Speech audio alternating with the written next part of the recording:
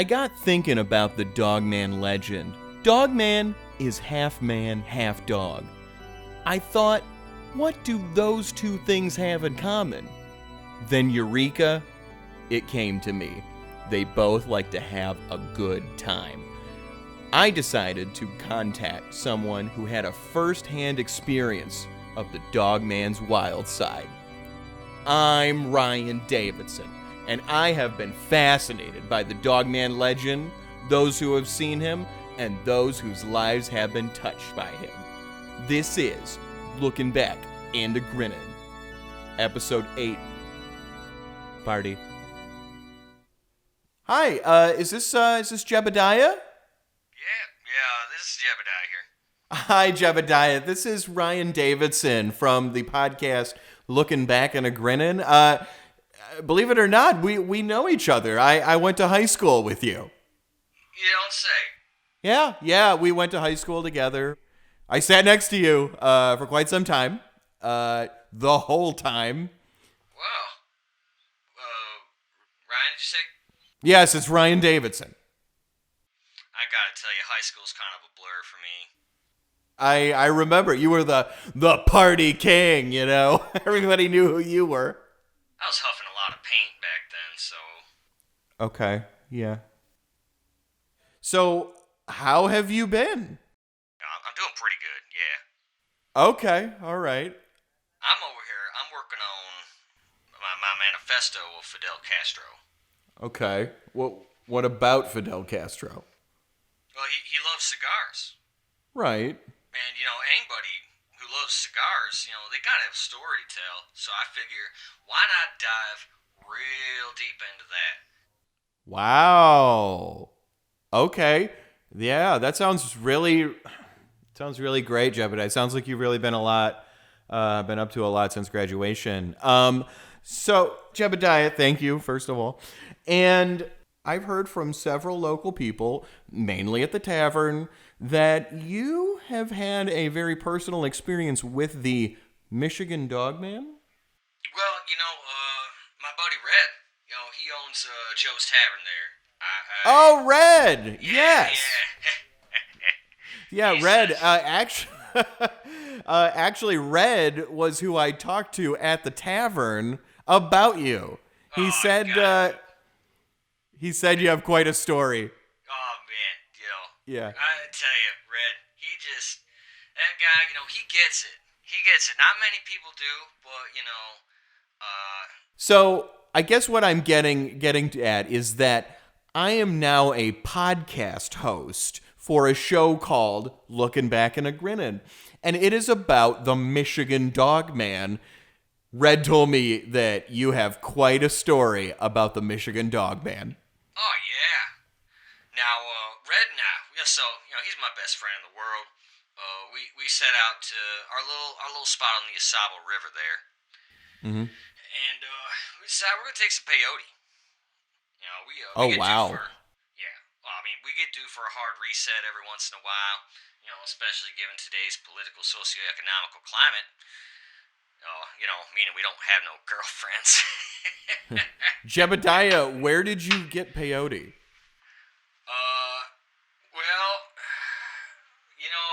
Ryan, I gotta say, I'm not really too comfortable answering that question. Okay. All right, well, that's fine. Yeah, I know it was a letdown, yeah, but, Okay. I don't really want to narc Red out, so... Sure. Okay, that's fair. Yeah. Okay. Well, anyway, sorry to interrupt. Oh, no, so, Red and I, we set up our campfire, and we got it going, and the credence is just a blaring, and, we're getting pretty lit up here, needless to say, and, this light fog starts rolling in, and so, that feels pretty good, so we just kind of start dancing around. Okay. Just kind of talking a little bit of nonsense, like, Cuba, it's just... Wow, you guys really like Cuba. Yeah. So, and all of a sudden, a couple twigs start snapping, and we look around, and there's this dog man. He just shows up out of the blue, at our campfire. Really? And, I don't know if it was the peyote or the beer, but he was there. Oh, wow. He had a little My Little Pony backpack full of just tricks. You name it, he had loose beer cans and trucker pills. He said he got it in a credit card scam at the gas station. I'm just like, whoa, dude, okay. And he offered me some Yellow Jackets, and I was like, Jet, why not, dude? I'm flying high. Let's do this. Okay, yeah. So, you went on a trip with the Dogman. Oh, trip is, that's a light word, I'd say. Something more like a fucking adventure with the Dogman. Wow, okay. Yeah. Well, where did that take you? Well, he, after the Yellow Jackets, he asked us, if we like to party. And, Red and I, we're tripping balls at this point, and we go, hell yeah. Okay. Let's go. And so, he says, there's a campground nearby, and the campground chicks like to party. Okay, yeah, that is true. I think that's common knowledge, yeah, that they love to party. So you went to the campground. Yeah, well, there's a solid group of, 30 people. We're getting slurry, taking off our pants, and spinning them around our heads like helicopters. And, we took some uppers and downers, and we show up to this campground, and it's like, honestly, it's like an Eyes Wide Shut set, to where there's like a gate down and a door guy. I think his name was Harris, and Dogman just walks up and slinks on over and slips him a little. I don't know what he slipped him, but he slipped him something, and he let us in. People that work for the Park Service will intervene when they see this kind of activity, but I guess to reiterate, the Dogman drugged the person who was working at the front of the campground. If you ask me, just the way he was, just kind of balls out, brazen, cutting up lines of coke around the campfire, kind of said it all. Just a big flex from the Dogman. Wow. And, he liked to do that. He liked to kind of show off. He was a showboat. So, Jebediah, what I need to know is, what happened at the end of the night? How does your night end? Well, it all started pretty small with setting bags of feces on fire and, quickly escalated to full-blown arson. Wow. Needless to say, the cops did show up, and Red and I ran. Oh, the cops showed up. We look. Yeah. That they did. And, we looked back, and the Dogman was paws deep up this little filly shirt. Oh, my God. And he looked shocked, when they showed up, but you could tell he dealt with this before, and, he does his thing. He tries to slip these guys 20 in a little baggie. They did not like that. Wow. They chased him down, and it looked like one of them Scooby-Doo cartoons. They're going in and out of campers, and bras were flying, and he was pissing out windows at them. Okay, sure. And 3 Escalades show up, black Escalades, tinted windows, and these guys in suits get out with sunglasses on. At night?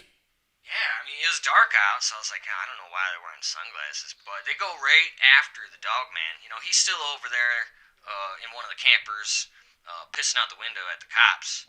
And these guys, they tase him right in the pee hole. Did they take the Dogman away? Yeah, they did. They were trying to take him away, and I even ran over there because Dogman, him and I, we go back a couple hours or something. We're friends. Sure. Yeah, that was the end of that.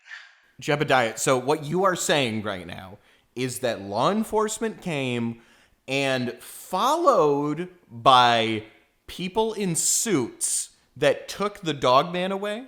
That is correct, Ryan. Do you have any idea who these people were? I can rightfully say I do not.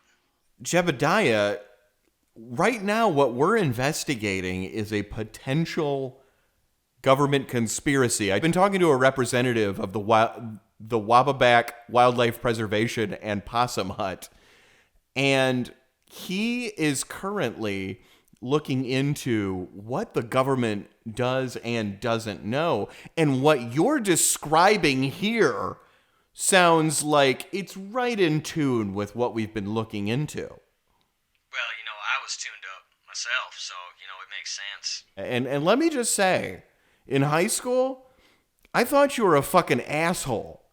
But now, you helped. You helped. Yeah. So. Thanks, Ryan. That's. Yeah, sure. Might be the nicest thing anybody has ever said to me. Yeah, Well, I am going to keep in contact with you, and we're going to get to the bottom of this. Jebediah, thank you so much. Oh, thank you, Ryan. And, just don't forget to buy my book. Hey, did you have sex with my sister in high school? Ryan, I gotta go. Oh, okay. All right, that's fine. But, okay. Well, all right, Jebediah, thank you so much. I'll talk to you later. Yeah. All right, bye-bye. Next week on Lookin Back in a Grinnin', I call a phone number that was mysteriously left in my car. I think it's either someone with a great Dogman story, or it's going to be someone who hit my car with their car. See you next week.